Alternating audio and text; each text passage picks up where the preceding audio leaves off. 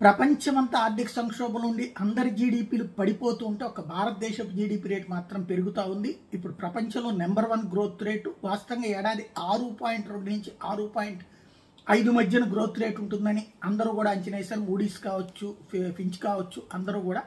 అయితే తాజాగా చూస్తే ఒక్కొక్క క్వార్టర్లో ఈ జీడిపి గ్రోత్ రేట్ అనేది పెరుగుతూ వచ్చింది. ఈ ఆర్థిక ఏడాది 3వ త్రైమాసికంలో నిపుణుల అంచనాలను 6.6% అని అంచనా వేస్తే దాన్ని తలకిందులు చేసింది భారత్. జీడిపి వృద్ధి రేటు సాధించింది. అక్టోబర్ డిసెంబర్ త్రైమాసికంలో ఏకంగా 8.4% వృద్ధి నమోదు చేసింది.